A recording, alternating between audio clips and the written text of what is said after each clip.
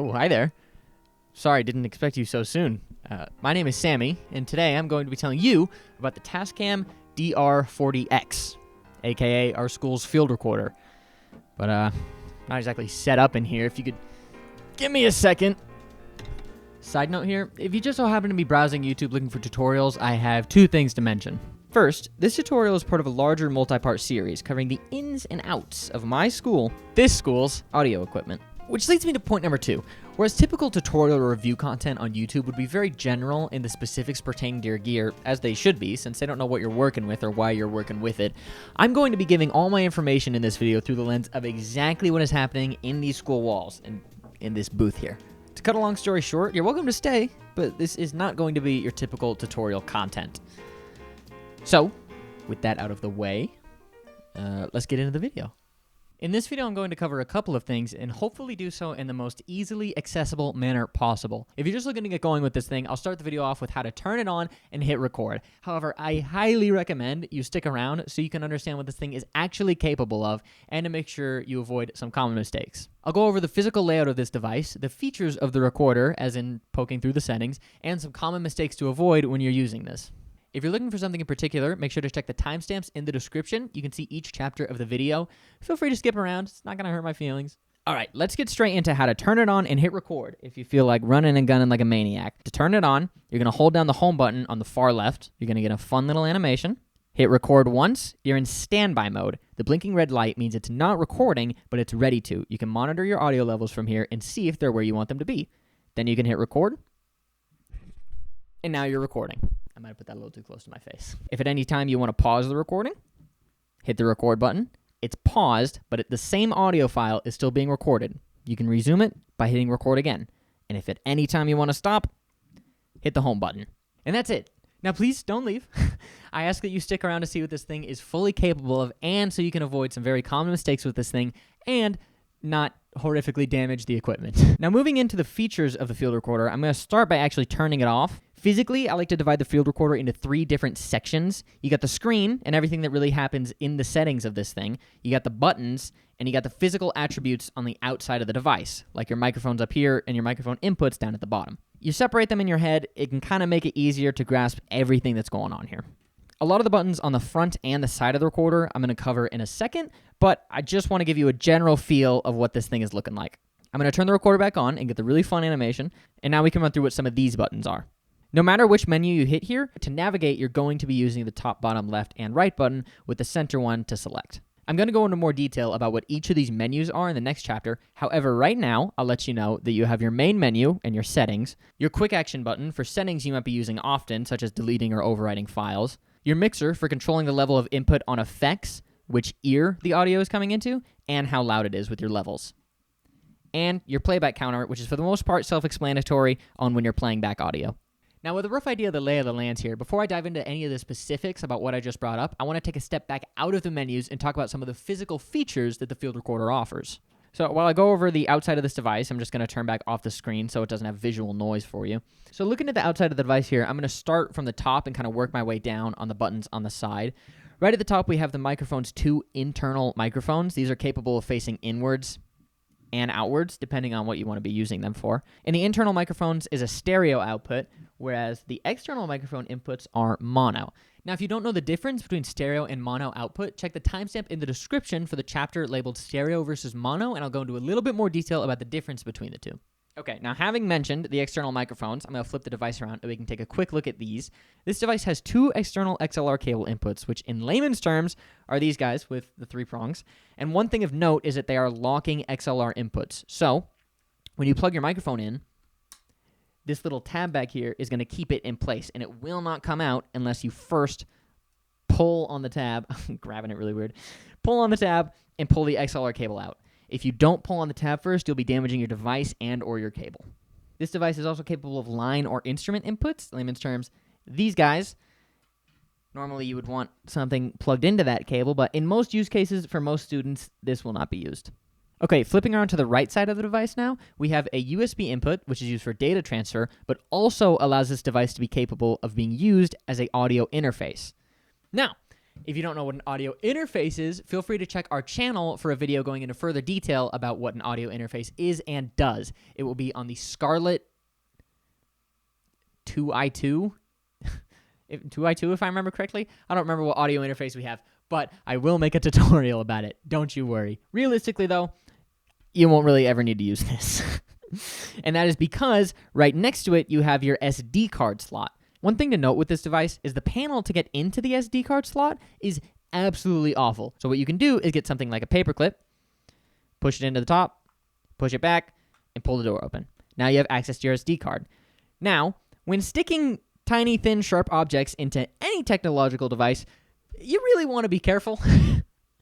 I can't stress this enough. What you don't want to do is unfold your paper clip and use something like the pointy end.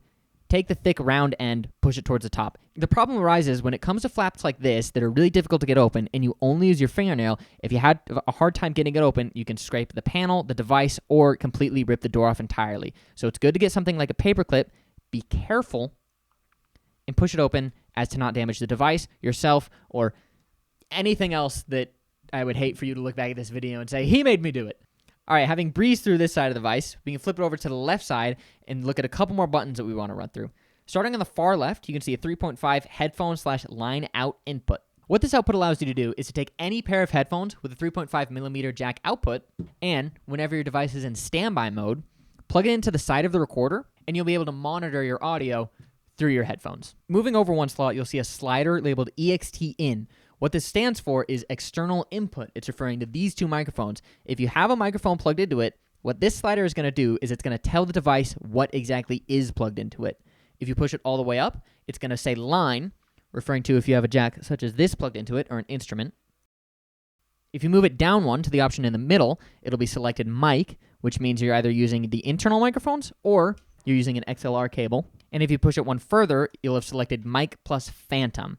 Now, what plus phantom means is you're telling the device that the microphone you're using requires phantom power, or it requires more power to operate, such as the mic that I'm currently using. Certain microphones, because of the technology inside of them, require power to operate, but you don't exactly plug microphones into the wall. So, devices like this will pump power to your microphone if it's one of those. If you're not sure if your mic requires phantom power, it's a good thing to look up on Google to see if it does, because giving phantom power to a mic that does not require it can damage the microphone. So please, I beg of you, check and make sure that your mic needs phantom power before selecting phantom power on the field recorder. Continuing down the line, we'll stumble across the hold button, which has two positions, off, which is all the way down, or on, pushing it up. What this does is when turned on, any button you press will have no effect on the device. It'll pop up a little thing on your screen that says hold is on. Nothing you're doing serves any purpose.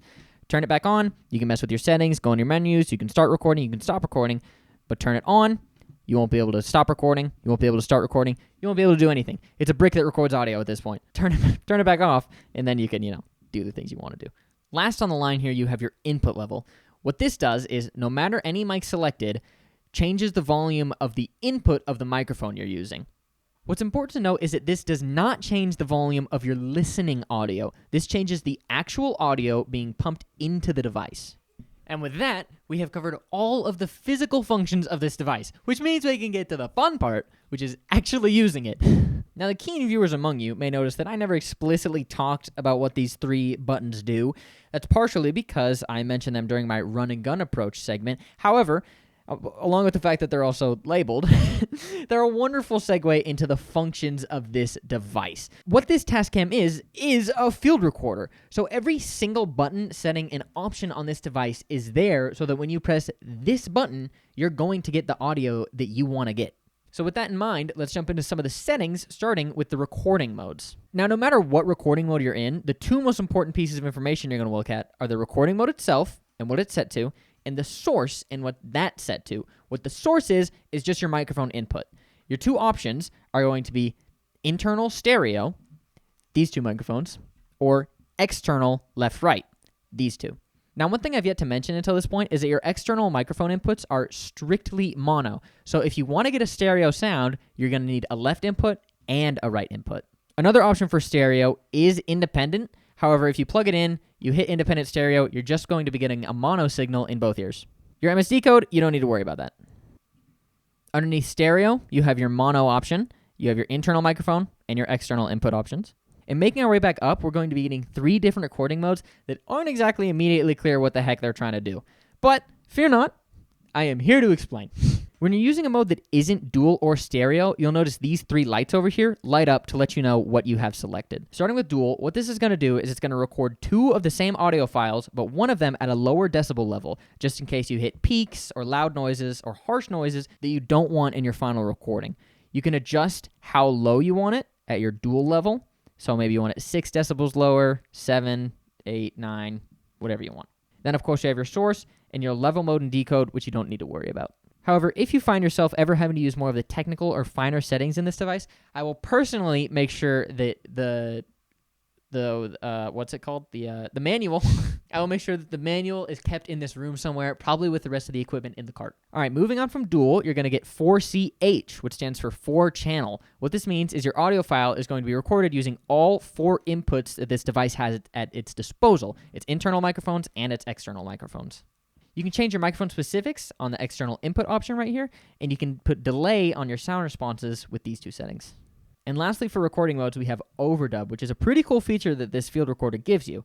What this allows you to do is record over top of an already existing audio file and dub over it. What your dub mode allows you to change is if you want your dub to be a separate audio file, or if you want it to overwrite and mix into a single file. And then, of course, as you know, you have your source, internal microphones, external microphones. And that's going to do it for recording modes, which means now we get the wonderful opportunity of poking through the menus and settings. Pretend you're excited like I am. All right, so to access the menu, of course, it's the button in the top left of your little dial-y D-pad here, and I'm not going to go in depth on every single option of every single settings because this device has a lot, and every single one of these folders has alternative menus inside of it. However, I will be touching on the ones that I think are most useful for the applications that this will be needed in. I'm also going to be hitting everything pretty hard on layman's terms as to not completely throw a lot of information at you that you might have absolutely never heard before. Starting at the very top, you have your recording settings.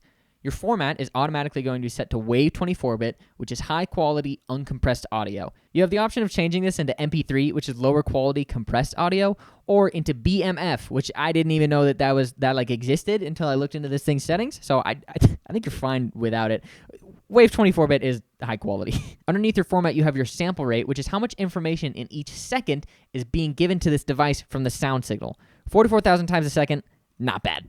Everything else underneath that is going to be getting a little bit niche and not exactly applicable in every scenario. If you want to learn more, I encourage you to look at videos and tutorials yourself or take a peek in the manual like a grandparent if that's your thing. I'm not judging. Heading back to the start of the menu, by hitting the menu button again, we can go down and look into our play settings. These are all mostly self-explanatory, and if you're ever having any problems with playback on this device, if you happen to be trying to playback on this device, you can fix them here. However, I would recommend taking out your SD card, plugging it into a computer, and playing back and listening there.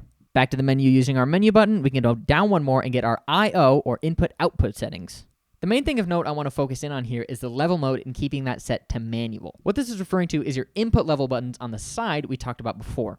If you keep this on manual and use a pair of headphones to monitor your audio, you'll be able to make sure that your microphone is set to the right level. Whereas if you change it to any other setting, especially automatic, you run the risk of the device not thinking you want something in your audio that you actually do, and thus lowering your mic level, completely cutting it out. I always recommend keeping this on manual and using a pair of headphones to monitor your audio and check for yourself that it's exactly where you want it to be. From there, you have the option of turning on the internal speaker on the back of this device. You could do that, but let me tell you, the listening experience is not the best thing I've ever heard in the world. This thing is meant to record audio. It's not meant to play it back through a speaker. You can plug in your headphones and get high-quality listening audio, but that's about as far as I'd go. If you want to look at what you've recorded, again, I recommend taking out the SD card, plugging it into a computer, and looking at it there. Your playback EQ and your level align, for the purposes of this school, do not need to be touched on or worried about.